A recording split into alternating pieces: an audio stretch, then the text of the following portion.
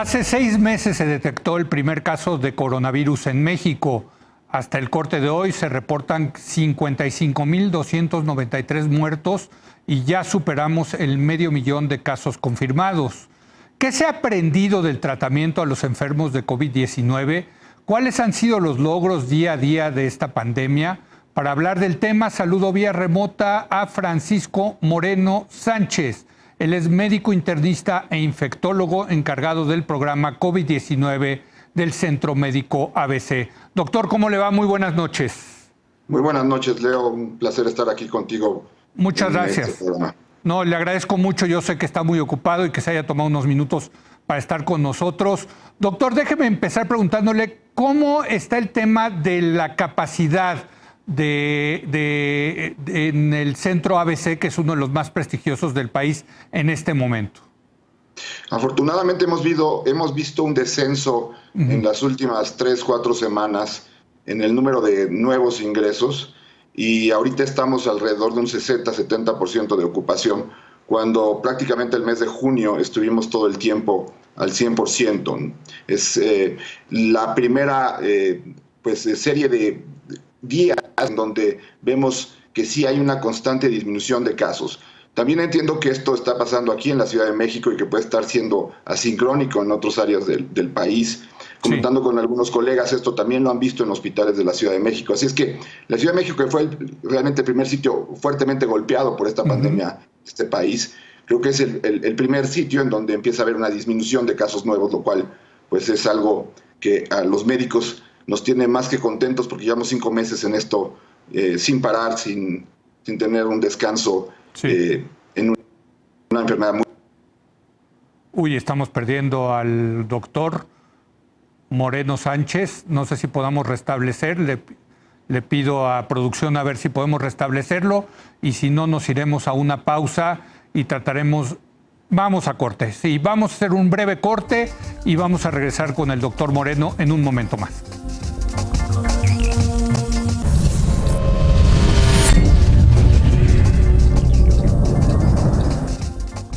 Estamos de regreso. Se nos cayó la comunicación vía internet con el doctor Francisco Moreno Sánchez. Él es médico internista e infectólogo encargado del programa COVID-19 del Centro Médico ABC. Y doctor, nos estaba dando la buena noticia de que ya no están saturadas las unidades de COVID-19, por lo menos en el Hospital ABC y al parecer, según dicen sus colegas, también en otros hospitales de la Ciudad de México. Así es.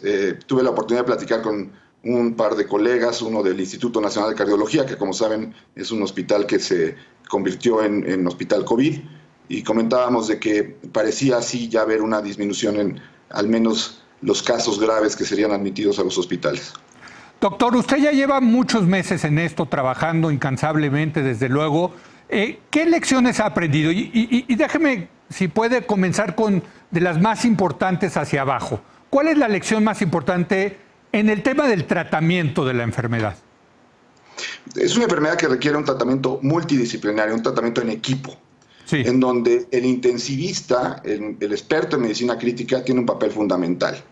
Es una enfermedad cara, porque muchos de estos pacientes requieren ventilador, requieren manejo de soluciones para mantener presión arterial, para lograr que los órganos no tengan coagulopatía, que tengan coágulos. Es una enfermedad que tiene una afección en muchos órganos. Inicia en el pulmón, pero que va dañando órganos. Incluso el corazón parece ser uno de los órganos más dañados después del pulmón. Entonces, es un trabajo en equipo. Eso es la principal mensaje. Aquí no hay una sola persona que diga esto es lo que hay que hacer. Aquí hay que trabajar en equipo y hacer un buen equipo en donde participen intensivista, neumólogo, cardiólogo, infectólogo, etcétera. Ahora, esto es en los casos graves, ¿no, doctor? Hablemos de que de 100 pacientes sintomáticos, hay un buen porcentaje de pacientes asintomáticos, 20 van a requerir hospital.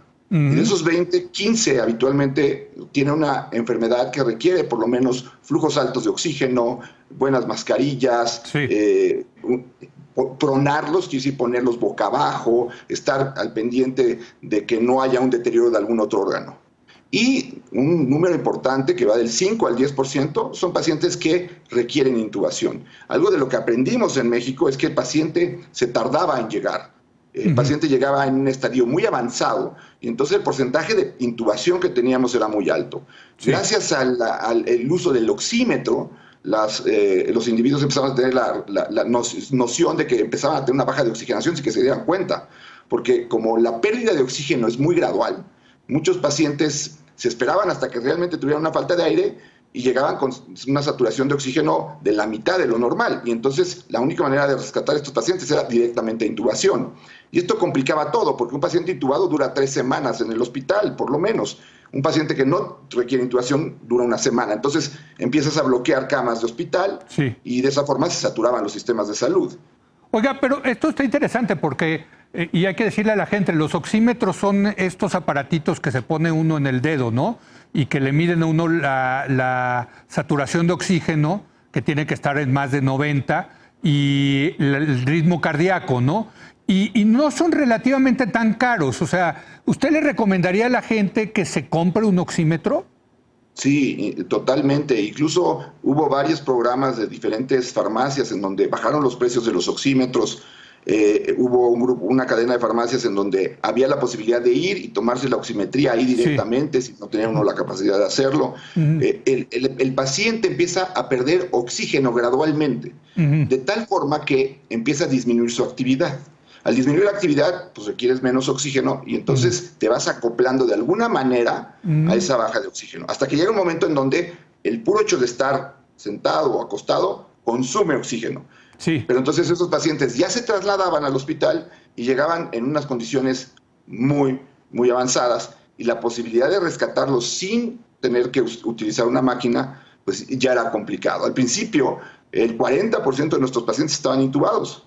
Ahorita tenemos 20% de los pacientes. Sí. Entonces hemos logrado esa situación. Eso agiliza el tiempo de estancia hospitalaria y evidentemente nuestra mortalidad en pacientes intubados es el 7%. La mortalidad en pacientes que no están intubados es el 2%. Ah, pues ha bajado, ¿no? Porque entiendo que cuando empezó esto, los que estaban intubados era una mortandad mayor, ¿no, doctor? Afortunadamente contamos con uno de los mejores equipos de terapia intensiva del país. Y esto ha hecho que nuestra mortalidad en intubados sea del 7%. En la mayor parte de los hospitales es arriba del 40%. Ah, caray. Pero es aquí donde uno aprende que la función del intensivista es primordial. Ahora, déjame regresar al oxímetro. ¿Cuándo usted diría ya vénganse al hospital si tienen una saturación de cuánto? ¿De menos de 90? Yo les diría que menos de 90. Sí. Muchos pacientes, y sobre todo porque pues ya es parte del conocimiento común de que sobre todo en algunas instituciones la mortandad de pacientes hospitalizados es muy alta. Entonces el paciente tiene miedo de ir al hospital. Eso ha ido ocurriendo a través de este fenómeno social que se ha dado. Yo lo que les recomiendo es no intentar tratamientos de hospital en casa. Okay. Es una cuestión compleja. Los medicamentos es mucho más fácil estar monitorizando cómo está respondiendo la persona. Por ejemplo, uno de los medicamentos que se utiliza mucho y que se ha recomendado y hay un estudio que avaló su uso, que es la dexametasona, en pacientes diabéticos puede elevar la glucosa y en pacientes hipertensos puede elevar la presión arterial. Entonces, usar esos medicamentos en casa es un riesgo muy grande. Lo mejor es, si está bajando tu saturación, acude al hospital, que te evalúen, que te hagan estudios y que decidan si tú estás teniendo ese deterioro pulmonar que habitualmente vemos entre el día 8 y el día 12. Esa es otra cosa que hemos aprendido. A ver. Que esta enfermedad, los días más críticos son entre el día 8 y el día 12 después de que se inician los síntomas. Si yo empiezo con síntomas, a la semana es cuando habitualmente puedo tener complicaciones. Doctor, en ese sentido habla usted de medicinas, pero entiendo que no hay cura para el COVID-19. ¿Son paliativos, entonces, en todo caso, las medicinas que están utilizando? Pues no son paliativos porque sí tienen un efecto terapéutico. Okay. Paliativo es un medicamento que lo único que hace es tratar de disminuir los síntomas, como el paracetamol, por ejemplo. Sí. Pero aquí son medicamentos, uno que está aprobado, que es el Remdesivir, es un antiviral. Sí. Ese se creó para el ébola y para el SARS-1 inicialmente, y tiene una actividad principalmente en pacientes en forma temprana, porque es un antiviral. La segunda fase de la enfermedad es una enfermedad inflamatoria. O sea, primero tenemos al virus, el virus nos inflama, si nos inflama arriba nos quita el olfato, y eso es un buen dato porque no está ocurriendo a nivel pulmonar. Si nos inflama abajo, tenemos una neumonía. Ahí es cuando los antiinflamatorios son muy importantes, y la dexametasona ha jugado un papel que en el estudio, hay un estudio grande que se hace en el Reino Unido que se llama Recovery, en donde tienen más de 15,000 pacientes ya en diferentes brazos de diferentes tratamientos. Ahí es donde dexametasona demostró el éxito, ¿no? Pero como lo bien dice, no hay un tratamiento específico. La disminución de la mortalidad es del 30%. Es decir, en lugar de morirse 100, se mueren 70. Es poco el éxito. Pero mucho depende también aquí del tratamiento de terapia intensiva. Eso es algo clave. Fundamental por lo que me dice. Ahora, algún doctor me comentó hace poco que había escasez de Remdesivir. No sé si lo estoy pronunciando bien.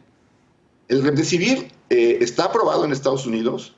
La farmacéutica que lo produce ya lo distribuye allá. Pero aquí en México todavía no hay la distribución. Solamente está en uso protocolizado en algunos institutos, en el Instituto Nacional de Enfermedades Respiratorias, en el INER y en el Instituto Nacional de la Nutrición. Nosotros tenemos aplicado ya un protocolo que está en COFEPRIS, esperemos que lo tengamos aprobado en tiempo corto, para poderlo utilizar ya también nosotros. Pero es un medicamento que no hay la disponibilidad de irlo a comprar en una farmacia aquí en México. Entonces realmente nos estamos quedando con uno, que es la dexametasona, que es de los que ha demostrado en estudios, lo que llamamos estudios bien controlados, aleatorizados. Esa es otra cosa que ha pasado en esta pandemia. Como médico tratas de usar lo que tiene mayor evidencia, pero ahorita tenemos únicamente 2 medicamentos que han mostrado evidencia y ya llevamos prácticamente 750,000 muertos en el mundo, 55,000 aquí en México. A veces eso genera esta situación de tratar de utilizar lo que anecdóticamente o que en reportes de 50 casos o de 40 casos, por ejemplo, lo que sucedió con la hidroxicloroquina y la citromicina, en donde un reporte de Marsella dijo que en 25 casos había sido un éxito, entonces se habló de que eso era una maravilla. Lo que pasó también con el tocilizumab, que es un medicamento que demostró que tenía efectividad en 9 estudios, y después vino ya el estudio que dijo no hay un efecto tan benéfico. Pero para los médicos, las pocas armas que tenemos, difícilmente sentimos que si no las tenemos, no las manejamos, pues nos disminuye el éxito. Y el otro es el plasma convalescente, ¿no? Eso lo estamos usando. Son pacientes que ya se recuperan y tienen en su sangre anticuerpos que le pueden donar a una persona que está enferma. Este es un tratamiento que se utilizó mucho en la epidemia de la influenza española, mal llamada influenza española de 1918-19, pero ahí se utilizaba sangre, que le pasó a un paciente que se recuperaba, le tomaban sangre y se la ponían a otro paciente que está enfermo. Y eso se hace ahora incluso buscando pacientes que tengan un título alto de anticuerpos y algún tipo de anticuerpo especial. ¿Y es con transferencia también de sangre, doctor? Sí, se le saca plasma. El plasma es el líquido que tiene la sangre. La sangre está conformada por células y líquido. El líquido es el plasma. Entonces, por eso se llama plasma convaleciente, de un paciente que ya lo tuvo, convalece. Entonces ese es el líquido que utilizamos. Y es una cuestión... ¿Y si logra atacar al virus? ¿Sí logra atacar el virus, digamos, estos anticuerpos de otra persona? Sí, sobre todo hay un anticuerpo que ya se ha determinado que se llama anticuerpo neutralizante, que actúa en la proteína S del virus, es como, vamos a decir, la corona que le da el nombre de coronavirus. Ahí actúa ese anticuerpo y tiene un efecto benéfico. Entonces, incluso hay un nuevo medicamento que se está generando y que vamos a también tener la oportunidad de probarlo en forma de protocolo, en donde es un anticuerpo monoclonal, es decir, una célula ya se creó para producir nada más ese anticuerpo, nada más produce ese anticuerpo en cantidades masivas, y ese es un anticuerpo específico. Es como si del suero agarráramos únicamente una gran cantidad de esos anticuerpos y lo pasamos en un medicamento a la persona. Esto puede ser muy útil no solamente como tratamiento, sino como preventivo, porque si tenemos estos anticuerpos y se los podemos dar a trabajadores de la salud o a personas de alto riesgo, pueden llegar a recibir su dosis y estar de cierta manera protegidos por una inmunidad pasiva, es decir, algo que va a durar un tiempo corto, sí, pero que puede ayudar a que esta enfermedad pues ya tenga una vacuna o un tratamiento definitivo. Por eso el decir que, y si todos nos vamos a enfermar, ¿por qué no nos enfermamos de una vez? Es algo ilógico, sí, sobre todo en un momento en donde la saturación de hospitales es alta, ¿no? claro. Déjeme preguntarle por los factores de comorbilidad. Vimos, sobre todo en Italia, que afectaba más al virus a gente de la tercera edad. ¿Cómo está el asunto aquí en México? ¿Qué es lo que usted ha visto? ¿Sí son gente mayor, gente con más temas de diabetes, de hipertensión, en fin? Aquí nosotros vamos a publicar próximamente nuestra serie, tenemos más ya de 550 pacientes del hospital, Sí. y lo que hemos visto es si hay una relación con edad, es decir, a mayor edad, mayor gravedad. ¿Pero qué lo que ha diría? sido ¿A partir de qué? ¿Cuál es la...? 60 años. 60 años prácticamente el corte. Ok. Segundo, hay cierta predisposición hombres sobre mujeres. Los dos podemos padecer la enfermedad de la misma forma, pero los hombres padecemos la enfermedad habitualmente con mayor gravedad que las mujeres. Hay 3 hombres internados por cada mujer. Ah, interesante. Parece sí es una diferencia estadística significativa, ¿no? Claro. Y la otra es esta cuestión, la obesidad. Obesidad y diabetes e hipertensión habitualmente vienen unidos en un síndrome que se llama síndrome metabólico, resistencia a la insulina, de cual México es el número 1. Sí. Alguna cuestión genética que tenemos nos favorece esa situación. Y desafortunadamente es en donde más inflamación se produce. Las células de la grasa producen inflamación. Entonces la gente que está pasada de peso tiene mayor posibilidad de producir inflamación, y además al estar pasado de peso, los pulmones tienen cierta limitación en la expansión. ¿Por qué? Pues porque nuestro mismo abdomen hace que los pulmones nos queden más cortos, ¿no? Entonces, pacientes de 40 a 45 años con sobrepesos muy importantes, pues han sido pacientes que nos han complicado muchísimo el manejo de esta enfermedad, ¿no? Déjeme preguntarle, doctor, porque aquí hemos entrevistado a varios científicos en el tema de la vacuna. ¿Esto se acaba con la vacuna o va a seguir habiendo? Yo supongo que va a seguir habiendo casos de COVID-19 a pesar de la vacuna, y quiero esperar que algún día sí vaya a haber un medicamento que lo cure o un procedimiento que lo cure, ¿no? Pues es muy real que va a ser imposible que una vacuna esté dispuesta para 8 billones de individuos. Sí, sí. Segundo, lo que se busca es lograr una inmunidad rápida en la población. Si alcanzas una inmunidad de 70% más o menos, es difícil para el virus. El virus no vive en forma inerte, o sea, tiene que estar en una célula. Sí. Entonces tiene que encontrar a los 14 días, de alguna manera así decirlo, tiene que encontrar otra gente susceptible para que ese virus siga replicándose. Si no, en ese momento se desaparece. Por eso decimos que si usamos caretas, mascarilla y aseo de manos por 6 semanas, paramos la pandemia. Eso en Japón, que usa el 99% de gente, eso evita la diseminación. Pero ahí es la cuestión de solidaridad que no existe en muchos lugares, ¿no? Sí. Pero esta situación de una vacuna que tenga un 70% de efectividad, entonces puedes lograr una inmunidad mucho mayor a la que ya se está logrando en forma natural, porque pues de aquí a que lleguemos a la vacuna, probablemente haya en este momento, en lugar de 20 millones de infectados en el mundo, probablemente sean 200. ¿Por qué? Porque hay asintomáticos, porque hay países en donde no se hacen pruebas como el nuestro, lugares en donde el registro de casos es mucho menor. Entonces, probablemente no estemos hablando de que en el mundo hay 20, hay probablemente 200, eso es lo que se calcula. Sigue siendo 40 veces menos la población total, pero pues, de esa manera se va a ir subiendo la inmunidad.